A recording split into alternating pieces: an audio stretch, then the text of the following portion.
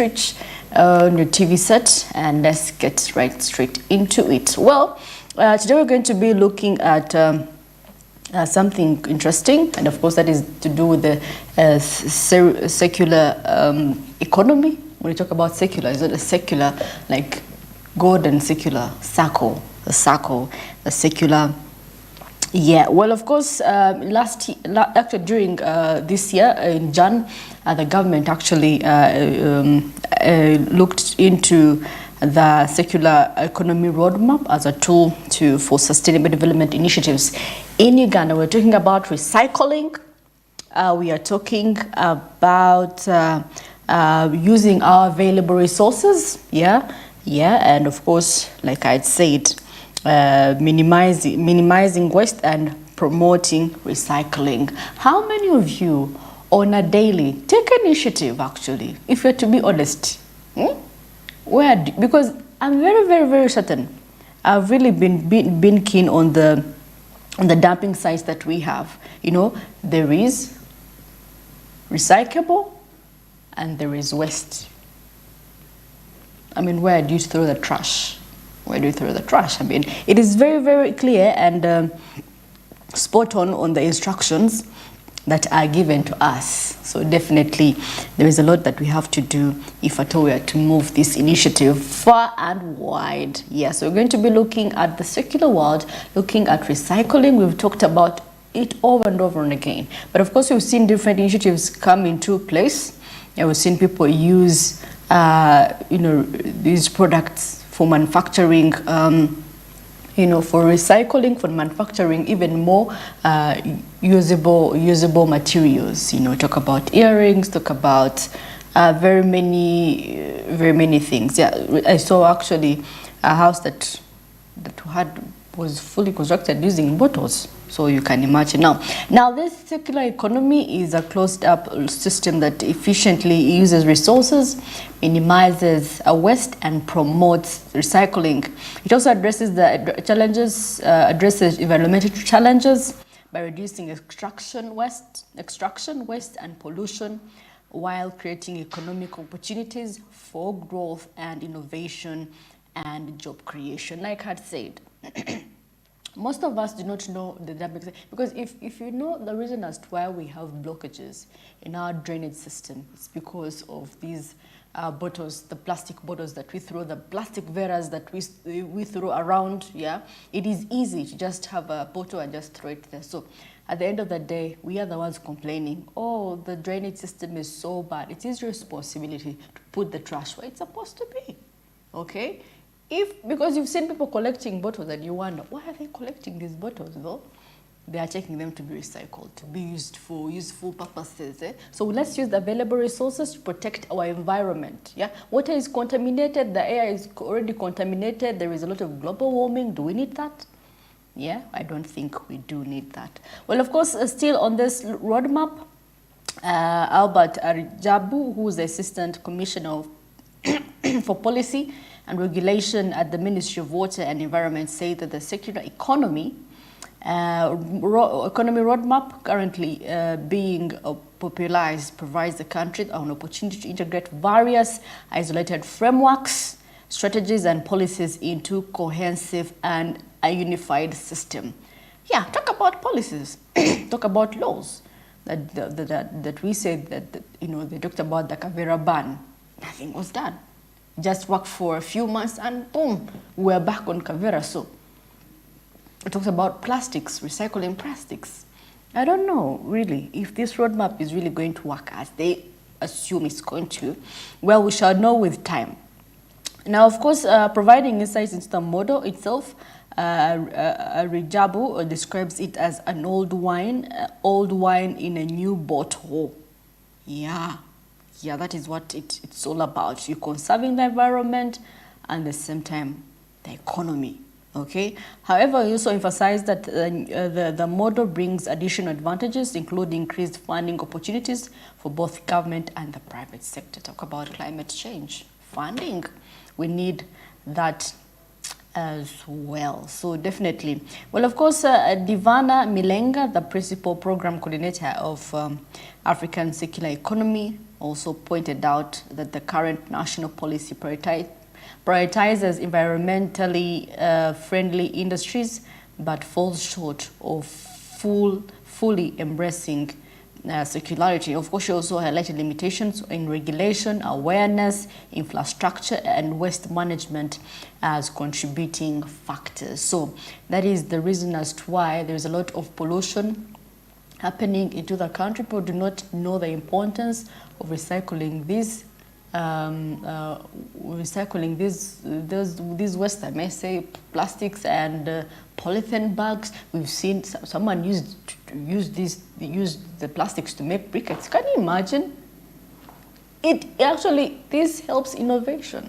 You do not know how much you have at your disposal to start throwing out and causing pollution. You can use, people are using these very resources that are available that we waste on a daily to make. We saw someone making fabrics out of pineapples. Well, as you waste the peelings, someone is looking at it as an opportunity for something big. So definitely, there is a lot more that we can learn, we can get out of this. So we're having a lack of awareness, which is also hindering us.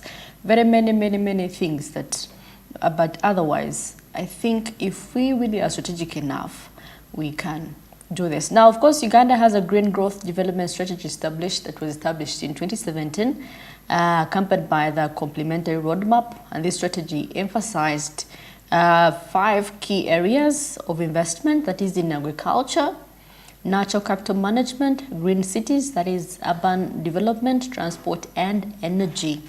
So definitely that is what goes around when you talk about the secular economy. Yeah. So, well, I was thinking and looking at it as a good strategy. First of all, we're reducing pollution. Secondly, we are getting funds. Yeah, we are actually getting more funds, because at the end of the day, if you have a clean environment, a healthy environment, more investors come into place. So we are not yet there. We had transitioned small, then we got back, because if you look at the different ways that you see, if a person is innovative enough, every waste can be used as a resource to make something, an innovation. Okay. So you can imagine someone thought about briquettes and they made them out of plastics. Yeah, don't you think that is incredible? Yeah. So definitely, I believe, with that said, we have to do a lot. Well, of course, it's 11 minutes past 7 a.m. I guess we're going to be looking at what is happening into the press.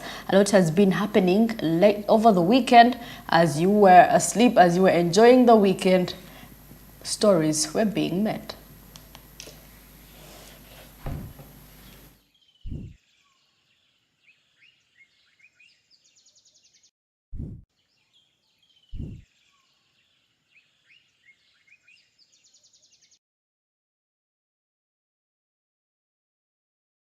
Did not know. We were exercising, people were stretching. This is a one-time thing in a year for people to really get to exercise and do that thing. And of course, this was for the Kabaka Run. Yes, the Kabaka Run. For those that didn't know, over the weekend, this is where the plot was. If you've not been exercising, it was your go-to place. Yeah. And of course, looking here, the Daily Monitor, city traders to close shops over tax roll. Well, it's happening. They're coming for them. Yeah. And of course, Uganda Revenue Authority says planned demonstrations is unjustified actually, because it capitulated the different demands by merchants regarding IFRIS, suggesting any strike reveals traders' intent not to pay their fair shares of taxes. Well, we didn't know what exactly happened when they sat down and discussed with the traders. what their conclusion was on the matter regarding this. Yeah, but then they should hear them and see what they have to say.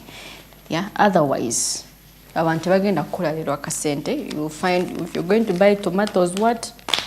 People are going to be closed down. Well, of course, during this run, Mango raises over 2.4 billion for HIV fight. You can imagine. We are still on the fight of HIV. Do not be alarmed. And of course, Stanbic asked to submit fresh names for top jobs. Well, looking at the central bank. Now, we do not intend to approve the anti-gay ruling, says government. And of course, the government of Uganda has said it does not have any intention of appealing against last week's court judgment on the anti-homosexuality bill. What is the take on that, really? Well, people have different opinions when it comes to that. When, of course, here in the New Vision, as a trader's permanent secretary dragged to police over slapping lawyer, well, people are furious. People are really furious. I didn't know this was really this serious when it comes to taxes. Wow, people are even fighting, you know. Couldn't there be other means of settling a dispute than slaps flying over? Yeah, and of course, Kampala school sued over transferring P7 candidates. Well, were the parents in the know, or it was just? And of course, Sally accuses senior legal officer of insubordination, and of course, and of course, massive turnout for the Kavaka birthday run over the weekend. For those that did not know what was happening, yeah, it was really a fully wonderful day. Yeah, for everyone was involved. This is for everyone, for the betterment of our country. Yeah, it doesn't matter where you're from, which race you're from, which part of the country you're from. We are raising for what? For HIV. That was our sole purpose. Yeah, and of course, court gets WhatsApp evidence in Kayanja case. Like I'd say now, if you have WhatsApp messages, do not delete them. This could be used against someone. It could be used against, this is evidence, acceptable evidence, yeah? And of course, Wakizo residents to set dogs on pre-census officials. Well, and of course, Yubo says that geo-mapping exercise across Uganda stands at 97.4%. Well, we just have a month to go. And of course, that is when we're going to be counted on the 10th of May. It's going to be on Friday. So I guess it's going to be like a sort of public holiday for you to stay in and be counted. Okay? Yeah, so a lot is happening in our country, Uganda, as you are not away. And of course, we see, you know, during the 50th anniversary, yeah, of the former Prime Minister, Mama Mbabazi. Yeah, and of course, looking at environmental change, I think 13 people die on Uganda roads every day. Looking at road safety, this is something we have to look at. 13 people on a daily die on Uganda roads. You could be among the 13 every day that perish. So it's up to you as an individual to take care. I mean, if you are, it's up to you really at the end of the day. So you are the person. We are in this. This is a thing that you least expect. You come from home, boom, you run over a vehicle. You are not insured. You've not set your will. You have not prepared your family. I mean, this is. I'm really shocked. From 10 now to 13. Who knows, the next year is going to be 20 on a daily perishing. As while other countries are declining in fertilities, Africa, mostly Uganda, is increasing. Well, is it because we have the least number of cars? Yeah, but the accidents that we cause, so alarming. So alarming. And of course, Investors Unit as Chamber of Commerce discusses their collaboration. And of course, the State House Investor Protection Unit and the Uganda National Chamber of Commerce and Industry officials met and discussed partnership opportunities to promote investments in Uganda. Quite a good move, don't you see? Yeah, yeah, we have to go on the drawing table and see. And of course, ministry to discuss prices of locally produced industrial sugar. Yeah, asking beverage companies to stop importing raw materials. That is according to the minister. Bahati, State Minister David Bahati, said it was shameful and self-defending for any beverage company to import fruits as raw material. Yet we can make our own juice. Yeah? But is it sustainable? Can it sustain? Yeah, if we're talking about making fruits and the likes, yeah, do you think is that sustainable? Well, of course, here in East African, yeah, and of course, Kwibuka, yeah, Mwaramtse, yeah, Murahoneza, yeah, for our neighbors here in Rwanda, and of course, built Rwanda 3 decades later. Yeah, as it marks the 30th anniversary of the 1994 genocide against the Tutsi. It's remarkable just how much Rwanda has not only survived but thrives and is reaching for more.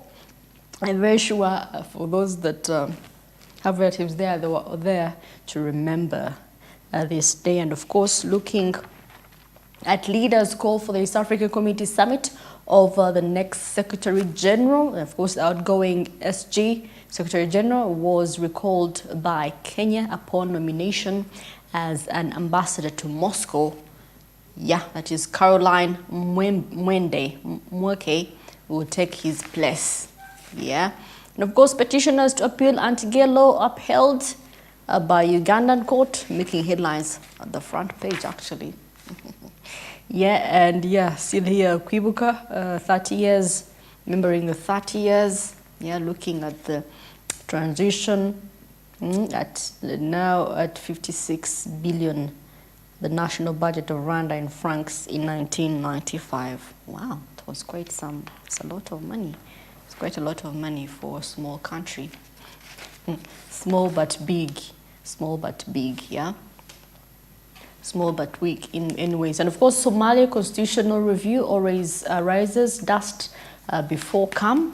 Yeah, yeah, and of course, that is what is happening in the East African, so you can grab yourself and see what is happening away from our country, Ghana. And of course, the National Medical Ghana Airlines partners Ghana Airlines partners with the National Media Group Uganda to boost the aviation image. Okay.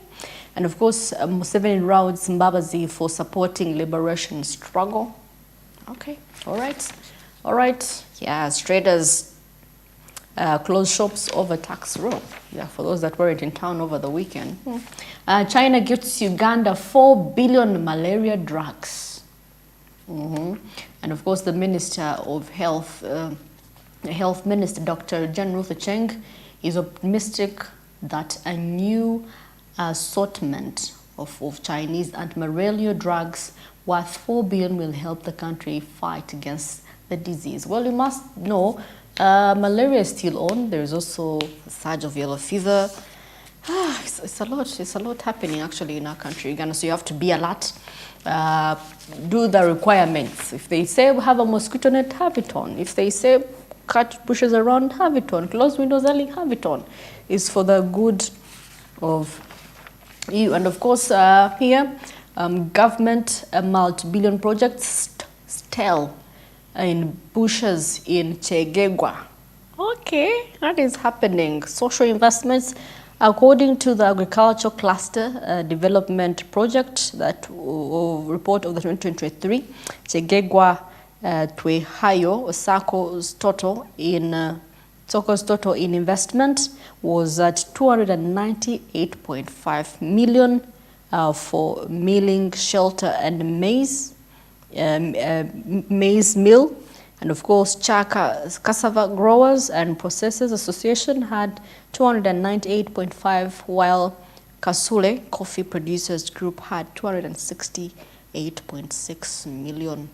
Yeah, so that is what is happening. Yeah, the projects are now lying idle and becoming and have become a white elephant, become white elephants. Well, quite a heavy word. Yeah. So projects are not being worked on; they are stalled. Yeah, that is all it is. Yeah. And of course here, looking at education, emphasizing on taking over every opportunity as a learning milestone. Yeah, learning never stops. We do not tire. We do not give up on learning each and every day. And of course, government must cut public administration costs and spend more on social services. Yeah, that is according to a comment here. Yeah, looking at the budget framework for 2024-2025. Yeah, so they should look on social services. Yeah, that includes when you talk about public administration costs. You know, we're talking about Parliament, how it spends quite a huge sum of money. So proposing that they could cut some of the costs that they use. Yeah. And of course, Elgon Health Institute to transform communities. Yeah.